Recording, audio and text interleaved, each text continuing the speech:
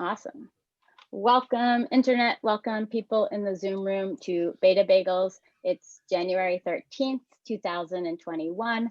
And it is, we're pleased to be joined today by the Mayor's Office of the Chief Technology Officer in New York City and the Deputy Chief Technology Officer of Digital Services, Catherine Benjamin. Today, we will be hearing about her work and their work making the city more open, agile, and user-friendly. And we're really excited to hear from them. Before we get into things, just some links that are on the screen. You might want to take a screenshot of these links. I think the slides link is not active yet, but it will be after the event. Ask questions throughout the event anytime with the Slido link, Beta Bagels 007. And after the event, we're going to be back in the networking room, which is a wonder.me room. I know there were some issues at the start of the event, so not many people were able to get in, but hopefully we can wait it out after the event and say hello after. So today's schedule is that we are saying hello now. We'll introduce our speaker and then we'll hear from her. Then we'll have a short Q&A, and then at 10, we'll say bye and go over to the networking room. If people want to hang out and say hi for another half an hour, we'll be in there. You can note the slide, the links as well on the right here, and all of our Twitter handles if you want to join the conversation that way. So welcome. Beta Bagels normally takes place right down there over by the Brooklyn Bridge in the Manhattan Borough President's office. We miss being in the office very much and we love this city, and we're glad that you're here to join us. And probably there's a lot of people here today that are new to this event and maybe are coming from different cities. So we're excited to have you. Let us know in the chat who you are, where you're coming from, and what your favorite bagel is. I have a everything bagel, not whole wheat. I like whole wheat everything. I also like egg bagels.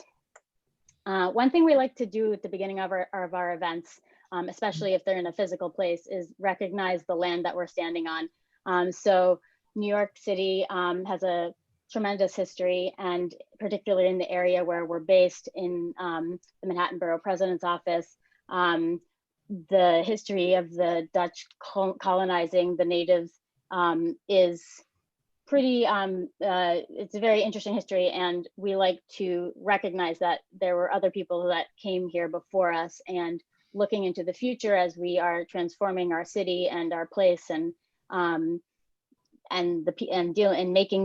things that affect people. We want to ensure that what we do is beneficial to everybody, and that we are stewards for the future, and we're not taking the same paths that others have taken in the past. So recognition to the Lakota people who came here before us. Thank you.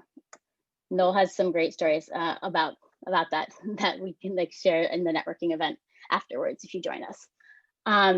Beta Bagels is an experimental breakfast salon for change makers and doers.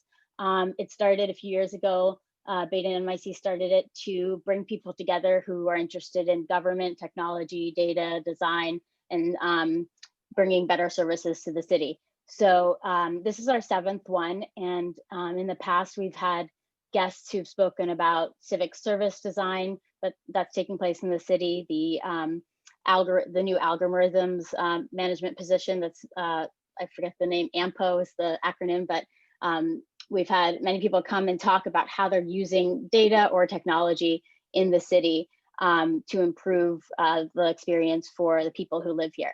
So it's just our way of bringing people together around these interests and sharing as much as we can and creating a better sort of channel between people and government and what's happening in the city. Without further ado, I'd like to introduce Jessica Mates and Daniel Alam, both of whom are from the Manhattan Borough President's Office, Gail Brewer. And we are so glad to have them here just to say a quick hello.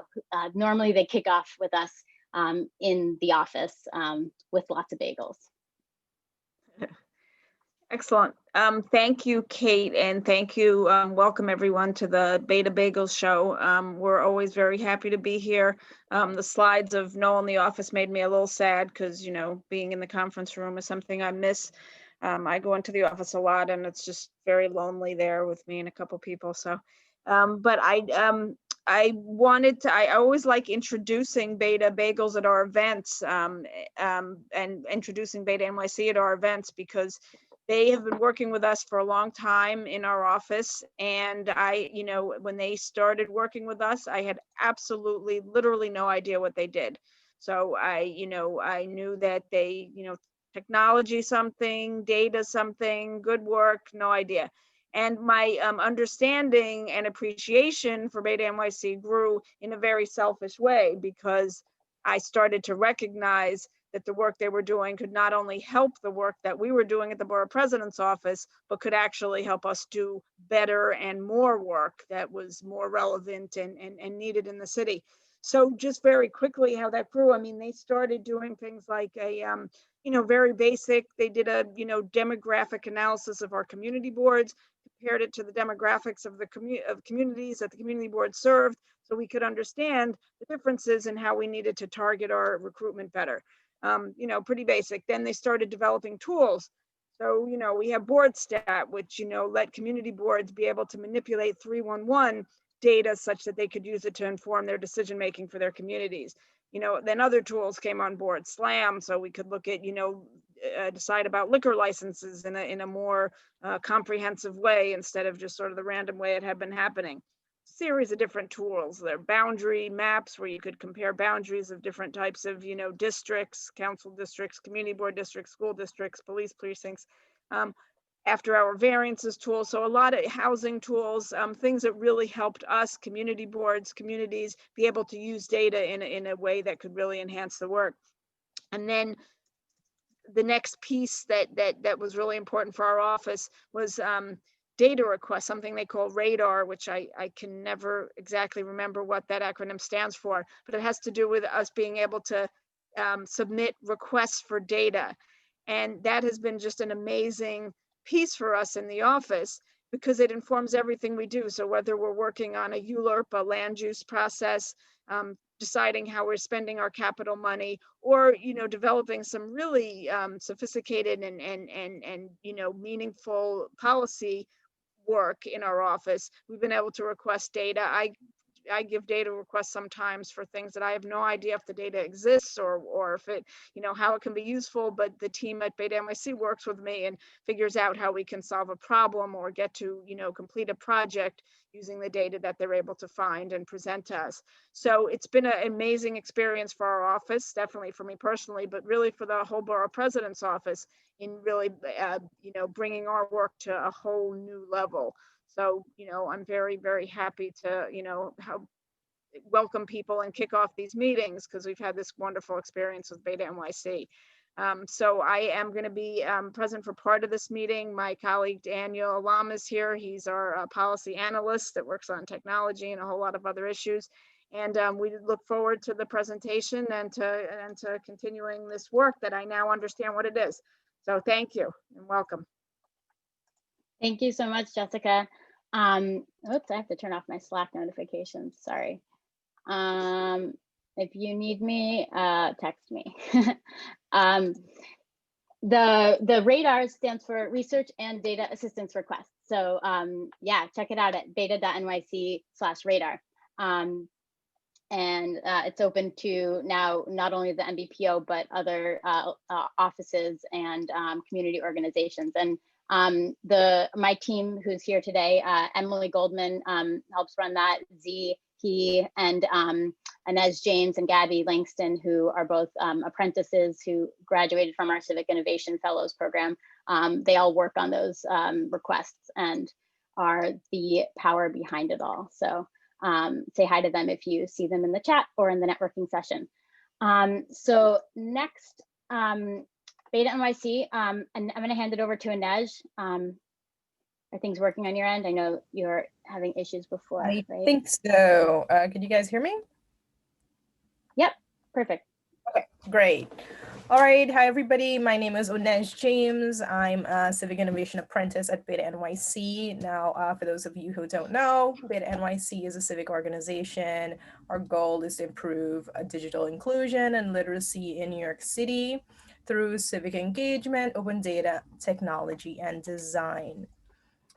We have a civic innovation program which we have a fellowship program. So our Civic Innovation Fellowship exposes CUNY students to employment as a public servant, and we equip them with digital era analytical skills and give them an inside view of government. Our human-centered research provides in-depth assessments of local needs. We build digital tools and promote agile processes that make it easier for government workers to do their jobs. And our trainings, public events, and programs provide critical space for demystifying civic infrastructure and digital expertise. And that directly supports the emerging needs of digital civic society. So that's what we do. We have the Civic Talent and Career Pipeline, the Civic Innovation Lab, as well as public engagement. So we strive to connect, learn, innovate, as well as collaborate. Next slide. Yes, okay, great. We'd also want to say a special thank you to the Alfred P. Sloan Foundation, as well as the our LA friends at datadonuts.la. Okay, I will hand it back over to Kate to introduce our speaker. Thanks, Anej. Yeah, thank you to our supporters. We couldn't do it without you. And Data and Donuts is how I think Noel was originally inspired to start up Beta Bagels. It's kind of like the East Coast version of it. So I hope everyone's enjoying a bagel right now. Like I said, I have my, I haven't eaten it yet because I don't need the seeds in my teeth for the event. But let us know what your favorite bagel spots are. I have my favorites. So without further ado, why you're all here, to hear from Catherine Benjamin from the CTO's office in New York City. The Mayor's Office of the Chief Technology Officer is here to ensure that technology is inclusive, accessible, human-centered, and works for all New Yorkers. So they're helping the city adopt new processes and technologies to make New York City fairer and great in all that it does. And I was really excited to meet Catherine because she comes from, she has a lot of experience in the public sector and in digital transformation, and her work with the NHS UK and with Ontario Digital Services is really interesting in terms of bringing more agile and open processes to cities and to institutions that typically don't have these processes. So I'm excited that she's here in New York City and is bringing that power to New York and showing people how things can be done. Something that she just launched this, she'll tell you about it, but she just came on board during the pandemic, I think in March, if I'm not mistaken, but she helped start the fellowship program that the CTO's office is now running, and she's going to tell us all about that. You'll hear from her in 1 second. The last thing I'll say before I hand it over to her is, if you have any questions throughout the event, please post them in the Slido. You can access it at this bit.ly/betabagels007 capital Q, or just go to slido.com. I think /betabagels007 works, or use the code betabagels007. You can go there and ask questions, or you can upvote questions that you want to be asked first. So go and play there throughout the event. And without further ado, I'm gonna stop sharing my screen and hand it over to Catherine. Awesome. Good morning, everyone, and thank you for that really warm introduction. Very excited to be with you today. I'm just going to quickly share my screen. As I do so, I'm going to lose the ability to see you all. So, Kate, I will rely on you to speak in my ear if somehow my audio goes down. you should be seeing a pretty color screen. And in 2 seconds, you will be seeing some slides. All right. Actually, I still get to see you, which is exciting. Some of you, not all of you. So thank you so much for having me here today. I'm going to keep a tight eye on the clock. So I should be finished up around 9:45, 9:50, so we have time for questions. So today I'm going to be speaking a little bit about digital government and then also about what our office does. So I'm going to give a quick introduction to myself and provide some background because I get asked about this all the time. Then I'm going to give an overview of the global digital government movements. Then I'll talk about our office. I'll give a specific example of a project that we worked on. As Kate mentioned, I will speak about the NYCX Innovation Fellows, and then afterwards we'll have time for Q&A. As I mentioned, I'm not looking at the Slido or anything just now, so sorry if I'm ignoring your questions. So jumping in to a brief introduction for myself. Hello, Catherine Benjamin here. My pronouns are she and her. I wanted to provide a little bit of information on my background because this seems to be one of the #1 questions I get when people meet me. And as Kate alluded to, I'm new to the city of New York. Well, it feels new. It's not so new anymore. I started on March 16th, just as COVID was kicking in. And I come to digital government by way of a lot of different things. So some people come to digital government because, tech has been their lifelong passion. For me, I came to it by way, firstly, of volunteering. So I've been someone who's an active volunteer for most of my adult life. And through that, of course, I'm sure many of you volunteer, you start to see opportunities to make things better. Hey, Catherine, just a quick, sorry to interject. I think you're showing your slides in the presenter view.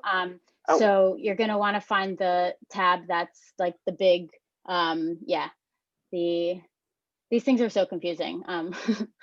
My mom was at the Met and I'm constantly hold on, trying to figure it out myself. No, that's still not right. Hold on, bear with. It's not a technology conversation if something doesn't go down. Thanks, Rachel. Still presenter view? For the tip. Let's see. It's okay, I'll just stop sharing and resharing, everyone. Stand by. Catherine, which slide was supposed to be showing up? Was it the one of all the the different logos? Logo soup. Yeah, that on the second share we had it. So now we have it. There you go. My background. You got logo soup? Yeah.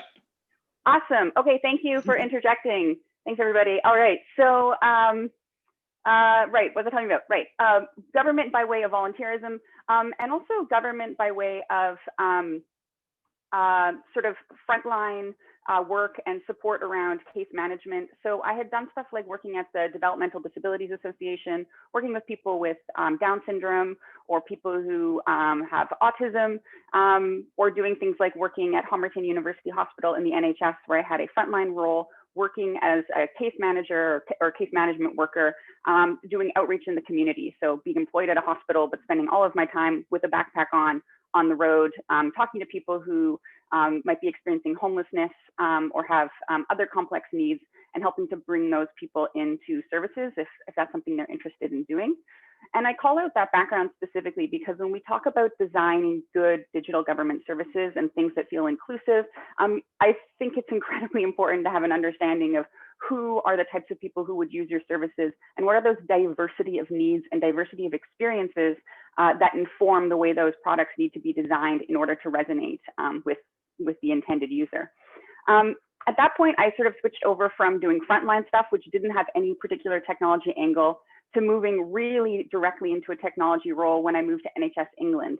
So you might be familiar with the National Health Service. The NHS is one of the world's biggest health systems, and NHS England is the central commissioning body that helps to commission those services for the 54 million odd people in Britain, in England. So what we were doing there was, or the question was, how do we design digital services that help support some of the public health agenda items that the NHS is trying to do? And so that's when I started looking more intimately at how digital products should be designed to support healthcare projects. And so we worked on the NHS.UK platform, was our primary digital channel. And I wanted to mention that briefly because this audience of people, if you're not familiar with the work of the NHS.uk platform, you might not know about how it has some very cool features. One of those cool features is things like it's more than 80,000 pages of clinically assured content that you can access by API. Most of their tools and widgets you can access through their API. The performance data on individual clinicians, on individual hospitals, all of those things are available. So it's a healthcare system that's very interested in making information available to people. And what you saw and what's sort of interesting about that model is when you make that available, you have this sort of ecosystem that comes around the side of that. And so there's more than 500 syndication partners of that NHS content, including a ton of New York organizations, healthcare related organizations, companies use that content. I won't name drop them, but a lot of them just say that they use that content. So it's a really interesting model to see how that intention behind what the NHS was trying to do manifested in sort of the data community related to healthcare. So that's all I'll say about that, but I just wanted to throw that in. And then I've also done some work consulting, and I most recently was at a digital healthcare startup. So all of these things I mentioned because it helps provide a context on how I view digital services and sort of the way I like to think and talk about digital services. But I'll get to that in a second, because first I'm going to give a really quick overview of the global digital government movement. And I said it singular there, and what I should be saying is digital government movements, plural, because there isn't just sort of one way to do it.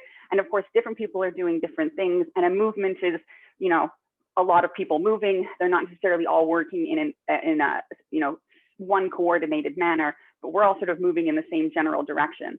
So if you look around the globe, you'll see that there's a number of governments doing these sort of digital transformation things and coming into the internet era and trying to make services better. And when you look at the characteristics, oh, hold on, slides aren't moving. There we go. If you look at the characteristics of those movements, they have a lot of common themes.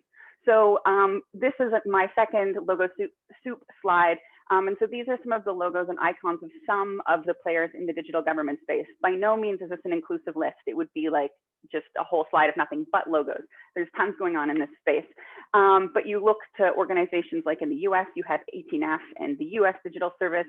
In Europe, you have organizations like what's happening in Germany and Estonia. You have New Zealand, Australia, Canada. I didn't put the Wales slide up. I forgot to do that. They're all doing that group there all sort of marches in the same direction. Portugal has the LabX program, Italy, Singapore, Taiwan, UAE. I mean, these are all different jurisdictions who are sort of going their own way, but they share these common characteristics. So one is that they are user-centered in how they approach the design and build of products. The second thing is that they're doing agile ways of working. And historically, that's not how governments have built their technology. The third thing is that product management culture and transitioning towards things like having a product manager and having product owners and moving towards that way of working. And finally, that defaulting to open culture. So I mentioned I gave the NHS.uk example, but you know, another example is if you go on YouTube, you can just watch random show and tells from, for instance, the government digital service in the UK. It's not like a ribbon cutting show and tell or like a big product launch. I mean, those are kind of there, but they also just have like, you know, kind of not very interesting show and tells of just like work in progress. And there's nothing huge to announce. It's just, this is how they're being transparent and open with their way of working. And so you see those things, or people doing week notes. And so those are sort of characteristics you see amongst all the digital governance movements. The one thing I'll add here is the One Gov Global movement, which is a not jurisdictionally bound movement of digital government nerds. There wasn't a conference this year for obvious reasons, but that's just random public servants from across the globe meeting up to talk about digital government. It's like a self-funded thing if you want to go. So that's one worth watching if you're like super into learning about all the different countries and what they're doing. And that's actually how I made this slide, was I went into that Slack group and just like randomly looked at the last comments, and whatever organization they were, they got a logo on this slide. All right. So when I'm thinking about digital government stuff, or when I'm talking to anyone about digital government stuff, I also like to briefly contextualize sort of the ecosystem of one of the ways to think about this. And so at the broadest sense, when we're talking about government services, we have this sort of system level or policy level stuff. And that might be something like, I've just made this up, benefits, programs, and taxes. And then within that, you kind of have, within the system, you have services. And so that's things like program design. So for instance, an emergency response benefit of some sort. And then within that, that's where you see the digital product or the touch point, the technology solution. In this case, it could be an application form. And I specifically mention this because when you're working in digital government, or when you're looking at some of the things that are happening in the space, or if you're interested in joining, one of the tensions you'll find is often there's tremendous pressure on the digital product, the app, the website, application form, to address some of these service or system level things. And that is, of course, very challenging because technology can't do all of those things. But one of the exciting things that is happening is when we talk about things like defaulting to open or digital era ways of working, is that we're starting to see the way product management culture or a user-focused design or service design focus is starting to permeate the culture of how we think about these things.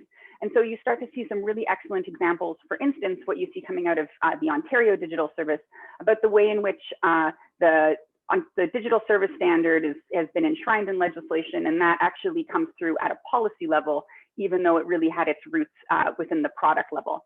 So that might have been really esoteric. I wanted to cover that because some people really like that background, so I've just thrown it in there for you, but I'm gonna move on to some more tangible things in a second. But the final thing I'll leave you on, speaking about sort of product, system, service, and culture, is that culture eats strategy for breakfast. And we say that because if you're following what's happening in digital government, you know that the rally cry is that the strategy is delivery. And so all this is what people mean when they say that. And of course, there's books written about this topic, is that it's really easy to sit around and talk about what could be and imagine all of the things that have to happen in a future world.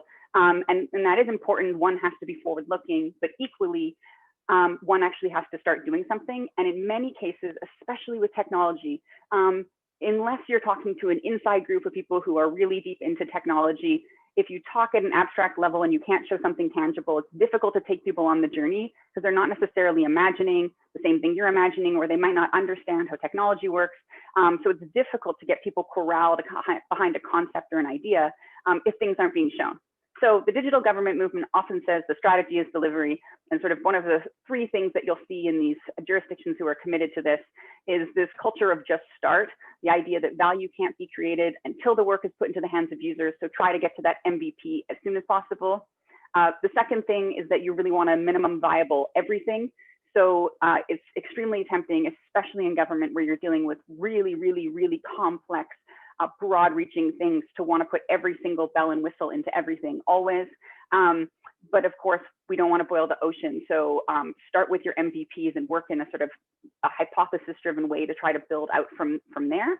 And of course, learn and iterate. And we can't learn and iterate if there's nothing that someone can respond to. The value of getting something into the hands of users early and often, so that you can learn and iterate and have a user-centered design process kicking off and informing the design of that product. So my final slide here before I talk about the Office of the CTO is a quote that I love from Susanna Fox, which is that technology is a Trojan horse for change. So when people say technology, they often mean innovation. When they say interoperability and open data, what they're talking about is a culture change. So I wanted to sort of give an overview of some of the culture change things and some of the characteristics you might be seeing in some of these digital government arenas, because I think it's a nice little primer for the work that I'll cover in just a moment. So moving over to the Mayor's Office of the CTO, and I'll also check my time. I'm doing well, yes. We are a team of people excited about digital government stuff. So we use innovation to make New York City future ready. We have 4 parts of our office, so sort of 4 portfolios. The first one is universal broadband. So that's about bringing high quality, affordable, and safe internet to all New Yorkers. The second area is my area, the digital services area. So that's about bringing digital services building digital services that make government work for everybody. The third area is the inclusive innovation portfolio. So that's about making New York a place that introduces new ideas that improve people's lives, particularly focusing on that inclusive angle. And then the fourth area is tech policy. So that's looking at things like smart cities or AI, advancing policies that bring about good technology use. So those are the 4 areas that the Mayor's Office of the CTO focuses on. But of course, as Kate mentioned at the outset of this presentation, things have been a little bit different this year, or last year, I guess we should say. So since I started with the Mayor's Office of the CTO, basically at the same time that the COVID-19 pandemic was kicking off, our office has really been focused on responding to COVID-19 related things. So supporting agency partners and other mayoral offices using technology to try to help respond to the emergent needs that are coming out of the COVID-19 pandemic. So the Mayor's Office of the CTO, all of our work is really focused on how we support other partners or mayoral offices. And so, of course, the last year has been particularly challenging because I don't think I have to explain why it's challenging, but from a technology standpoint, I mean, because historically you wouldn't necessarily say something like the majority of people are interacting with their governments through online mediums. I mean, certainly increasingly people were doing that, but you wouldn't say that the majority are. Whereas now what we have because of this remote situation is that, you know, in many cases for many people, the primary interface between the everyday person and their government is now a digital medium. And so that was something that, that sort of happened very quickly. So it's kept us very busy. So an example of the type of projects that we've been working on would be the Connected NYC Older Adults program. So one thing I forgot to do, but I will do after this conversation, is I will tweet the link to the blog where I go into a huge amount of detail with my colleague Mayo. I'm about to go into some detail, but if you're interested in knowing the absolute minutia, I believe it's been described as somewhat of a boring blog. It's for a certain type of audience. If you really want to know the details of how we worked on this project, there's a blog on that. So I'll tweet that out after. Or maybe I'll also share it with Kate, would be a good way to get that out to all of you. But the Connected NYCHA Older Adults program was focused on getting 10,000 internet connected tablets to vulnerable and low income older adults. So we worked on this in the spring. And so we worked on this with the Department for the Aging and also with NYCHA. And so part of what we were doing in the digital services team is working to optimize every aspect of that experience. Because if you're thinking about an older adult who's receiving a tablet, we can't assume that they know how to use this tablet or they have any experience using a tablet. Of course, we know that probably many have. You know, it's 2021, lots of people have been exposed to products like tablets. But when you're designing a product like this, of course, we don't want people to be left behind. And so as we approached this, we were working both on the digital services team and also on the, our design lab side to try to consider from a service design perspective, how we could think about all of the touch points that a user is going to go through as they access this tablet, and how we can sort of optimize for that. So what you're seeing on the image there is us kitting one of the devices, or actually our partners at T-Mobile kitting the devices. And so I put this image up to highlight a couple of things. So what we had done was we wanted to create a clean interface to reduce the cognitive load. We didn't want it to be this overwhelming thing. Because if you recall, when you first get a tablet or any device, and it's brand new, you open it, and there's like, you know, instructions, and you have to charge the device, and then you have to turn it on and make sure it's running in English, and you have to, you know, do a whole bunch of stuff. And what we did is we had that kitted up front so that when the user received the device and had their unboxing experience, those devices were charged, those devices had been set up, and what you see on the home screen is the same thing that they would see. And so we had print collateral that went into the box. We were very limited in what we could put in the print collateral. So there was only so many calls to actions or instructions we could provide. And we really didn't want people having tablets, but not being sure how to use it.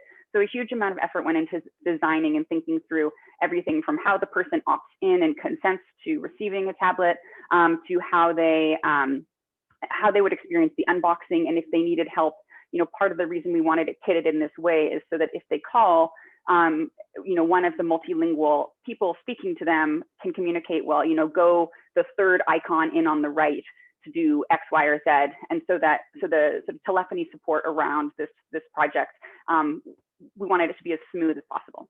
So this is something that gives an example of how our design lab and the digital services and the Mayor's Office of the CTO, how that team intersects with some of the work that our digital services team was doing. And I'll show an example of that in just a moment, to try to get these 10,000 tablets out as quickly as possible.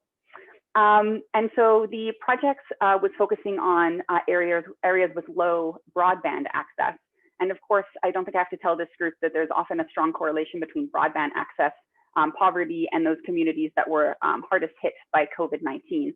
And so what you're seeing on this screen is an image of a platform that we built just for the internal monitoring of this project as it was rolling out. Was we had a dashboard that had really fast turnarounds and updates that would tell us how many devices are being kitted, where are they being shipped, how many have been received.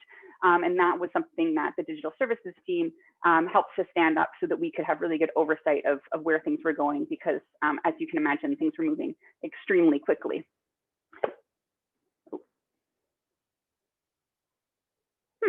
My slide doesn't want to change. Oh, yes, it does. We're good. Okay, so the final thing I'll share here, and just for context, this is a quote that we have consent to share, is the user research that we did around the 10,000 tablets project. Because of course, when you're doing any sort of digital project, you want to make sure that you're engaging with the audience that you're trying to connect with, and that you have that feedback loop that we talked about, which is so important in the digital government movement. And so this quote is from someone who received a tablet, and they said, "When I got the tablet, I didn't realize how lonesome I was without visits from my children. It's like a connection to the outside without the fear of catching the virus. The tablet brings you closer to people without physical contact." So this user research, we're really happy that we were able to ensure that that happened, even though we were moving quite quickly. It's really awesome to just sort of hear from the people who are actually using the thing that you're designing for. So in the final section here, because I think I have about 3 to 7 minutes before I want to cut myself off here, is talking about the NYCX Innovation Fellows Program. So Kate mentioned that this is something new out of the Mayor's Office of the CTO, and that is about doing tours of duty in government. So here you can see 2 lovely fellows, Meg in the top right and Divya in the bottom right. And so they're 10-week sprints where people are working 20 hours a week on agile multidisciplinary teams. And this is a project that we work super closely with our partners at the US Digital Response, who are super awesome. If you're not following their work, or at the very least their Twitter, I simply must insist that you check them out. They are such an awesome group of people. So when we talk about multidisciplinary teams, it's probably exactly what you're imagining. So we scope out projects that are about 10 weeks long. We have sort of a good sense of the shape of the problem space we're trying to explore. And then we bring together a bespoke team. So it usually looks something like what I have on the slide here. It changes depending on what exactly the thing is that we're trying to do. Not every team needs all of these things, but product manager, data analyst, user researcher, designer, developer, usually developers, the plural. And so they spend 10 weeks working on a project. So currently we are in cohort 2, which I'll talk about in just a second. But first, I'll give you a sense of the NYCX Innovation Fellows cohort 1 projects. So one thing that we did, this ran from August until October of 2020. So one thing we did was work on a continuous translation pipeline. So this project was with our partners at MOIA, the Mayor's Office of Immigrant Affairs.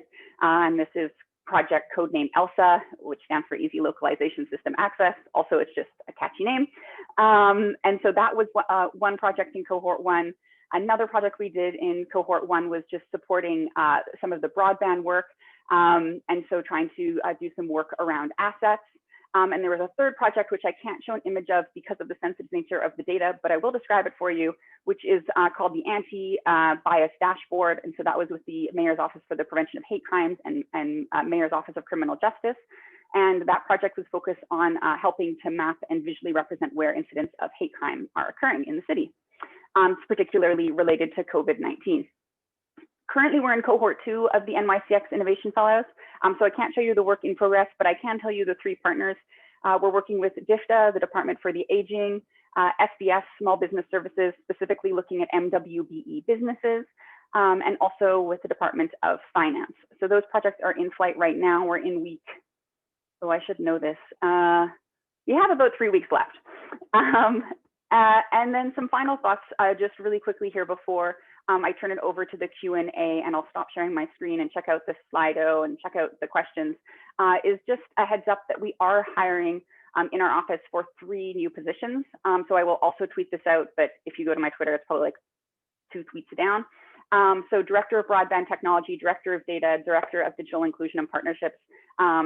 I spend a lot of time looking at digital government jobs because I'm in this space and looking at what other people are recruiting for. And these are 3 legitimately super awesome jobs. So please check them out or share them with your friends if you're interested. I'll let this slide stay up just for a second in case anyone's trying to capture my email.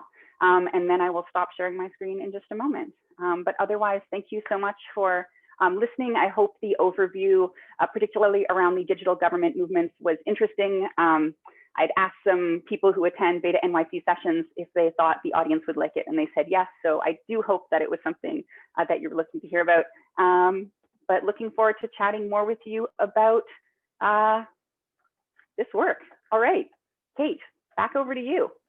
Awesome. That was so great. Thank you so much, Catherine. There's some great conversations taking place, I think, in the chat, or, a few conversations. Yeah, I love the context. You don't often, in our Beta Bagels, I think we've mostly been pretty focused on like what New York is doing, and it's so great to see the sort of context of it. I know some of us at Beta NYC spend time involved with conferences, whether in London or last year in Cleveland or Barcelona, getting the context of like what's happening around the world in digital government. So I'm so happy that that's being shared, and that was such a great presentation. And yeah, so okay, so we have questions coming in on this Slido. So let me just get back into sharing my screen. If you haven't had a chance to ask a question on Slido, or you're having any issues, you can throw your question in the chat, and we will answer it there too. Sorry, let me just find this. Sorry, I just said, oops, I wasn't on mute. I might have accidentally said I answered someone's question when I didn't. I haven't used Slido in a while. Would it be helpful if I just start randomly answering some of the questions that I see? Yeah, sure, absolutely. And I'm gonna get the questions up so people can see them on the screen. Awesome. And if I deleted anyone's question or made it go away, I'm really sorry about that. Anywho, so are the fellowships, oh, go ahead. I was just going to say, maybe Z can be on top of that. He's usually really good at figuring those things out. As soon as you answer a question, I'll check it off. Okay, cool. Awesome. Thank you. Okay. So are the fellowships paid, and when does the next one start? So we haven't confirmed the start date for the next one. We will vaguely say spring 2021. We're in the progress of scoping out those projects at the moment. Currently, the NYCX Innovation Fellowships are part-time, so they're 20 hours a week, and they're not paid. We're looking into finding funding options for that. But we have the paid positions that are open right now, 3 of them. So we definitely encourage people who are looking to make a change or try a new role to check out those postings. So that is the first question. I also saw a question that I do want to jump on top of because I loved it, because it's never do I ever get enough questions about the 18F playbook. I've lost it. I can't remember where it was, but I think somebody asked, are we interested? Oh, I might have just checked something off by accident. That happens. I did the same thing. So really briefly on that, partly because at Forward 50, which is one of the world's biggest digital government conferences, it happened in November, I convened a panel on the question of standards, and it was a global panel. So we had a bunch of different people who do stuff like standards. So just really briefly, so if people haven't seen the 18F playbook, which is an amazing piece of work. And just for context, because I can't ever talk about this without referencing all of the digital government movements, there is certainly, a formula of different governments, the UK, Australia, Ontario Digital Service, New Zealand, different folks who set something like a standard. In the case of the 18F, they've made the playbook. So that's an excellent document. And having come from both the UK, where I was a digital service standard assessor, and also Ontario, where I was involved in their digital service standard, and I ran Ontario's first assessments, actually. To the question of would we do something like copying that, I would say that is an unenviable task to stand up something like that. And there has been so much work that's been outstanding. Those teams who build things like the 18F playbooks or manage or maintain the digital service standards are awesome people. And I would not look to try to take on that work. It's a huge undertaking, and the work's basically been done. So it's out there, it's public. There's no first mover advantage in that, which is to say, just copy someone's work, give them credit, and that's maybe the best way to approach it. So 18F Thank you for doing that work so we don't have to. Okay, so I'll stop there for a second. Should I go to the top of the list here, Kate, the just start and sacrificial prototypes? Yeah, that sounds great. Awesome. So the question is, just start and sacrificial prototypes are dangerous or perceived as dangerous when your population is vulnerable. How do you deal with those situations? So I wonder if I could get a bit more detail on the question, but I think how I would approach that is, I think it depends on how you test it. So we wouldn't be necessarily literally launching an online, in a situation like that, you wouldn't be literally putting a public prototype online because it could, take some, if I could see how that would be dangerous. What I mean is build something at least internally for the people working on that project. So policy, people can see it, so people can say, is this the thing we're talking about or is it not the thing we're talking about? It might just be something that you build in Figma. There isn't any sort of coding on the back end.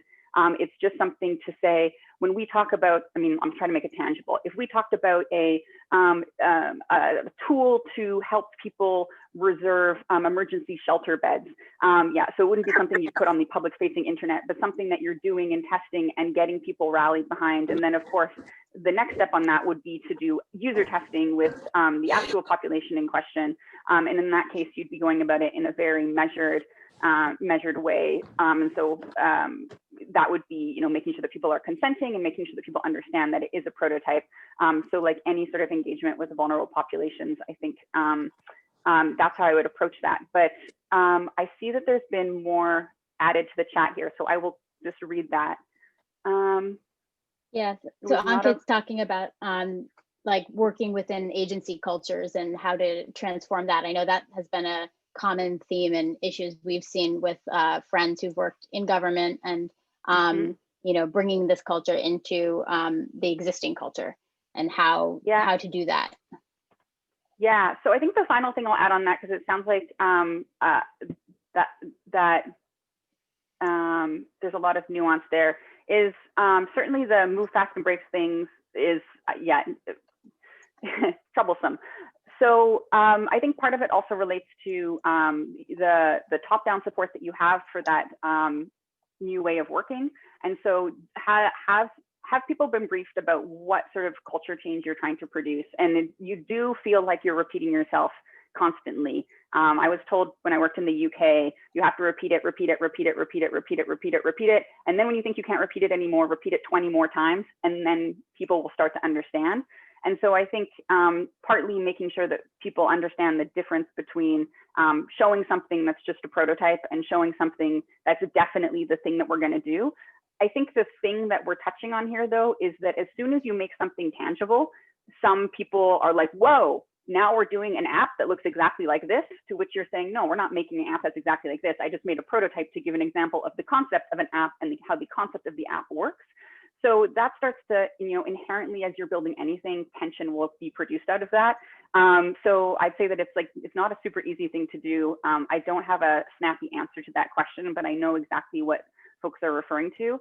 Another thing, and it's also part of the reason that I mention the digital government movements all of the time, to the point that I think people are tired of hearing about it, but hopefully this audience wasn't, is because that by talking about how other people have done it, it helps to give context that this isn't something that we've whimsically come up with. This is something that government after government after government after government and tons of companies have done, and they've done it in a very measured and safe way. And so, one has to proceed with like a, thinking critically about the work, but equally, there's sort of a set pattern to how you want to do this culture change, so people don't have to necessarily be frightened of it. It's been done with great success in other jurisdictions. So I don't know if that fully answered the question, but I know I've spent a lot of time on that. So I want to make sure I get to other questions, but feel free to ping me with follow-ups, because that's a really good and nuanced one. Okay, I'll stop there. Kate, maybe you can tell me which question you'd like me to answer next. Yeah, sure. I tend to go with the ones that are upvoted, but I guess we don't have a ton of upvotes. So Slack groups that you'd recommend for getting involved in digital services. I think you mentioned some communities at the start, so definitely check out the Logo Soup. I think I have a snapshot, or I can get that Logo Soup shot from you and share it with folks after the event. Do you have any off the top of your head? Otherwise, I'd suggest people share in the chat what their favorite ones are. Yeah, I would look at the OneGov Global. So, I mean, some of them, like any organic movement or like grassroots organizing, are like sometimes a little bit hard to make sense of online because people aren't spending like multiple hours a week managing a website or whatever. But OneGov Global is a great one, and I will share my slides. Actually, I don't have a OneGov Global link, but that's the one that I mentioned where it's just like completely random groups of public servants who of their own volition are like, yes, I would like to attend a 3-day conference that I pay for myself. I mean, the conference is free, but you got to get there to meet other people who are working in this space. And it's like very organic, and it was an unconference. So, you know, it's got a really nice non-corporate vibe to it. So, so I'd say that that is one of my favorite ones. But there are also, I know that the US Digital Response has a very active volunteer Slack channel. I think those are the two ones I hear the most about. Yeah, I'll stop there. Which other questions should I jump in about? Let's see. We have a question about user research and staying accountable to the people you're creating tools for. Yeah, I guess if you want to answer that, are there challenges to that that are common across the board, or? Yeah, absolutely. So I love the user research question, and that was actually my bridge from non-digital to digital was through user research. So very briefly, I was able to get pulled into product teams because I had worked in qualitative research, which isn't the same as user research, but sometimes it's close enough for what's needed. And so if that's a really good question, I think that's something that anyone working in user research spends a lot of time thinking about. I think one of the best things we can always do is to try to set a steady cadence of user research in government. And that seems like a very weird, operational, and boring answer, but just bear with me about why I'm saying that. It is difficult to do user research in government. When I stood up the Ontario Digital Services User Research Lab, we spent a huge amount of time writing things like a business case, which you wouldn't think, a business case to get money to be able to pay people to participate in user research. You wouldn't think that that's the thing that takes the most amount of time. It took a like Herculean effort, but Ontario now is able to run with that. They do user research roughly every Thursday. And so you start to see that building up the systems in place that make it easy to do a steady cadence is one of the best things you can do to support user research.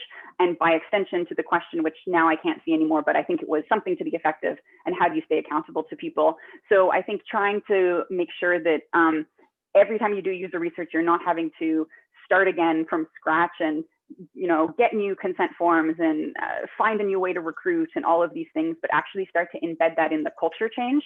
And as soon as that becomes the sort of de facto way of doing things, that makes a huge movement forward. I think the final thing I'll add is that helping people to understand that user research is a team sport. GDS and the Australian Government Digital Service, GDS in the UK, and the Australian government have made all sorts of, and I say this with love, user research propaganda, like all these calls to action, and they say user research is a team sport. And other people like, I'm blanking on his name, from the NHS, have pointed out that every user research team should be doing or every person involved in a project should be doing 2 hours of user research every 6 weeks. I don't mean the user researchers. I mean like the random policy person affiliated with this project should be doing 2 hours of user research for every 6 weeks. And so I think those things are really important too, and banging that drum. The final thing I'll add is if you look at my email signature, there is a little line at the bottom, which I guarantee almost nobody reads, but it's something that I get a lot of questions about, which is I put the last date of the last time that I did user research or participated in user research. And so that culture of helping me stay transparent, because I can see if it's been more than 6 weeks since I've done user research, and then I can hustle to get myself into a user research session. So I think there's a lot to do around how we operationalize it. And we don't just make sure that it's like the user researcher's job. That's important. They need to be able to do that work. But the bigger thing is it's not the user researcher who has to spend time doing user research. It's also everybody else affiliated with that. And I don't just mean the product team, I mean the people around that product team. That was a really long answer that I hope got to the nature of the question. But I know that we're at time, so I'll stop Yeah, Rambling at no, you. it's fine. So I know we might, if you're okay to answer a few more questions, we'll answer a few more and then we'll take it to the Wonder Me room, which I just shared a link in the chat to. And we can have conversations amongst ourselves about the other questions. And hopefully in the future, we can have more time for more questions. This has been great so far. I'm just gonna switch it up a little bit to see if we can talk. People are really interested in the participatory design, user research sort of process, and that's great to hear. So maybe we can talk about that in the chat. But one question is, how can we use the COVID situation to push forward digital access to government, community feedback, and voting legislation at the local level in New York City? Oh, and it just got to the top without me even doing anything. Cool. So if you want to answer that and just talk about, looking ahead, what are some opportunities to bring this type of work into government and communities? Yeah, I mean, in a sense, I'd say that a lot of that actually has kind of happened organically. As I mentioned in my, I'm not suggesting that we're done. I'm just saying it's been interesting to watch that I'd say previously, I've been in the space for a while, and some folks I think weren't always convinced that digital plays a huge part in things like access to government and getting community feedback and how people participate in voting, or if they did, they viewed it as a decidedly, millennial or like an age-based interest. Whereas I think one of the things that's happened that's really interesting over the last couple of months is that, and you start to see this in different digital governments, including the mayor's office of the CTO, is hiring. You're seeing that these teams are starting to grow. And so I think there is recognition and sort of the aha moment that I think is happening is that there were some of the early adopters and decision makers who were always interested in technology. And then there was a cohort of what Lisa Welchman, if you read her book, Managing Chaos, Digital Governance by Design, excellent book, also excellent YouTubes, Lisa Welchman, which she would call, someone who's a digital conservative, someone who's, was sort of less interested in digital until, or historically not interested in it.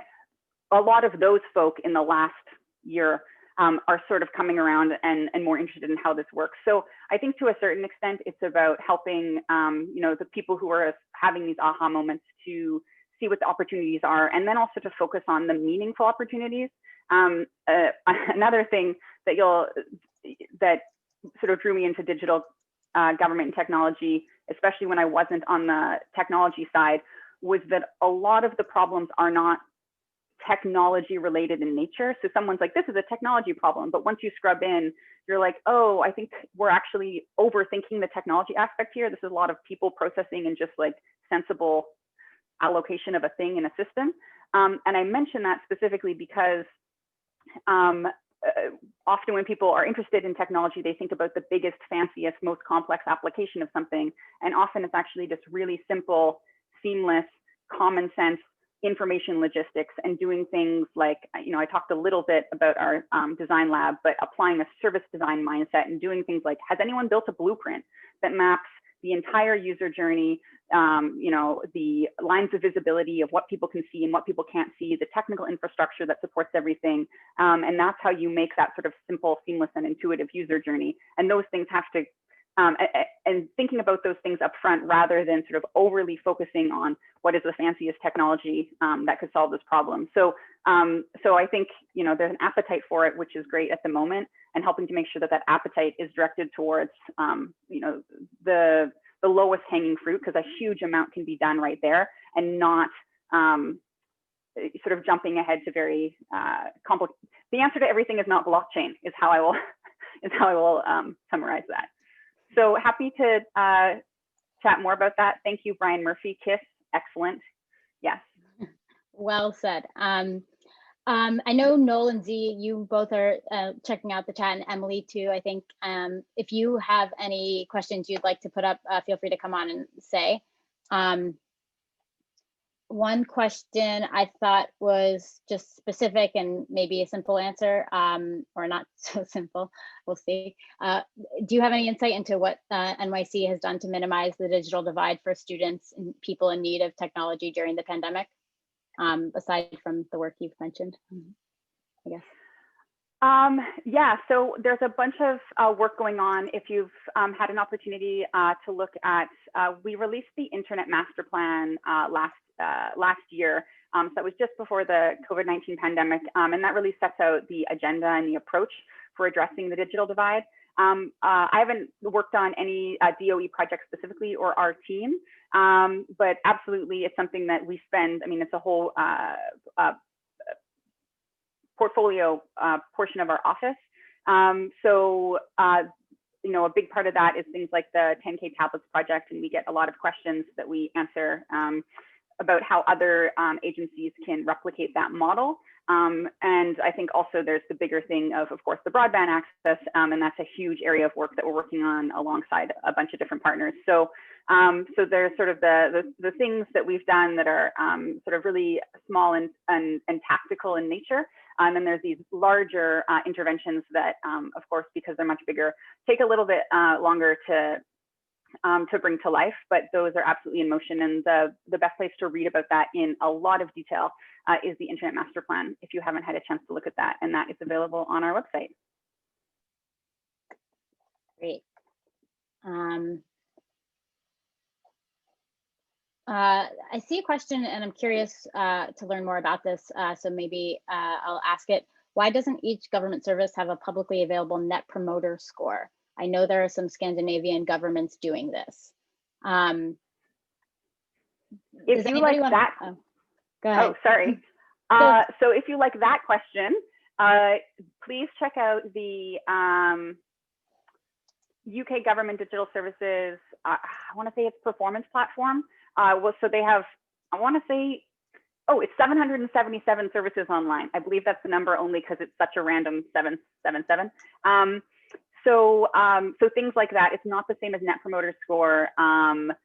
They do cost per transaction, completion rate, I forget the other two. Anyhow, it's sort of the same concept of putting something like that on. You know, it's something that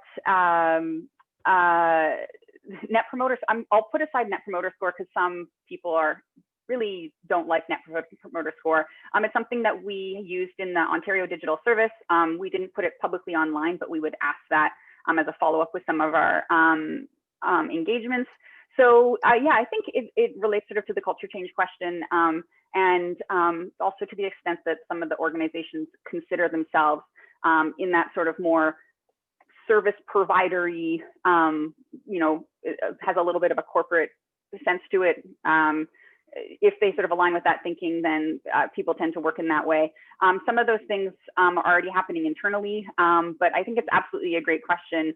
And I know the UK government's one, I believe it's not being fully maintained right now, and I'm not sure about the context there. I think maybe the resources were diverted to COVID response, but you can see how something like that can be a really interesting way to give people insights on how the service is working, and to hold government and services to account. So I don't think that fully answers your question, but hopefully it got somewhere there, and feel free to ask follow-ups.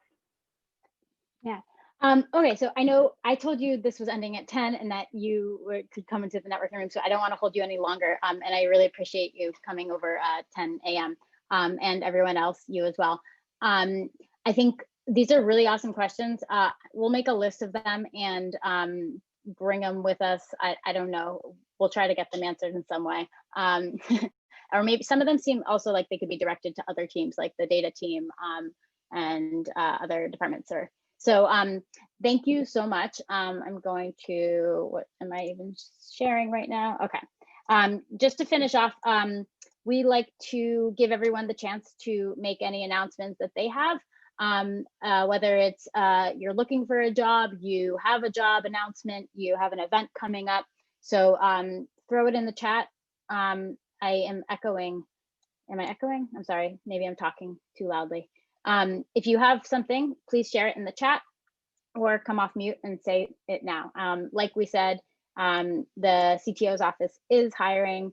We also have a newsletter going out with different announcements taking place today. So if you're not on that, you get on there to receive it. submit to the message. I think it's that. No announcements? I'm looking for part-time work for opportunities to build my project portfolio as I'm currently in a UX design career accelerator. David Nicholson. Hey, long lost cousin.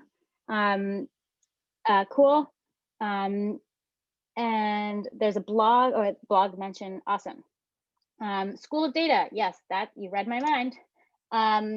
So School of Data. So just quickly, if you want to join any of our community groups, these are links to them. The newsletter, our January issue is going out today, I believe.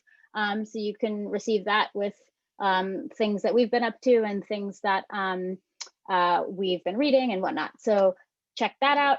Upcoming events. Tomorrow is the last day. A little flexibility, but please get in a placeholder for the call for proposals for NYC Open Data Week. So this year, Beta NYC and the Mayor's Office of Data Analytics are putting on Open Data Week together.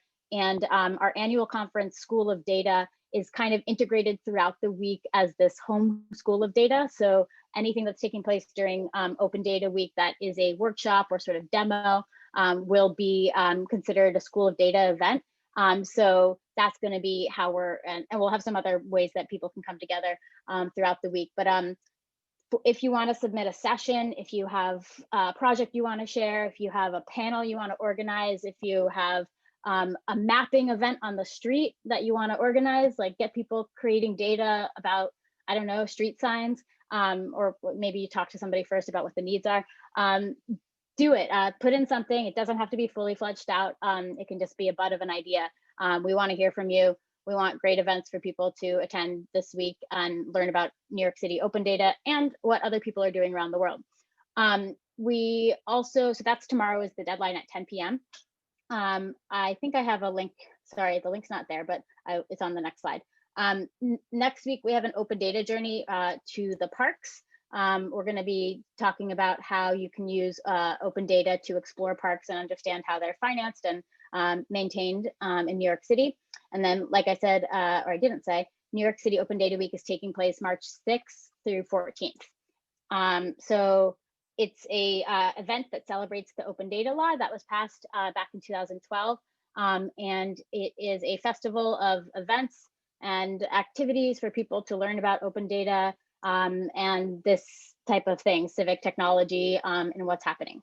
So the link, I think I have it in my notes, but it's bit.ly/ODW for Open Data Week 21-CFP for call for proposals. Or just go to open-data.nyc. Open-data.nyc. Much easier. Thanks, Noel. No problem. And that is it. Thank you, Catherine. And we're so glad to have you. And I look forward to seeing people in the Wonder Me room. If we're having issues with the Wonder Me room, which is at this link and this password, I'm sorry. I don't manage Wonder Me, so I hope it works. Give it a few moments. I'll probably be in there till 10:45, and my team will as well. Inej says a few of us are already in.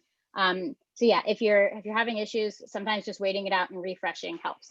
But it's a cool little place where you can wander around a space and create circles of up to 15 people to have a conversation with. So we'll see you in there. Catherine, Noel, Jessica from MVPO's office. Anyone else want to say anything? I just want to say thank you for having me. It was so awesome. So excited to meet all you wonderful humans. Thank you. Yeah, I just want to say, Catherine from the Beta NYC team, thank you very much for all the work that you're doing. It's amazing that you came on board in the middle of a pandemic, and just to see all the great work that you and your team are continuing to do. Please don't be strangers. I hope to see you in our Slack channel sometime soon. And we have an open Slack, so feel free to promote it across the board. With that, thanks everybody. Kate, Inej, great job.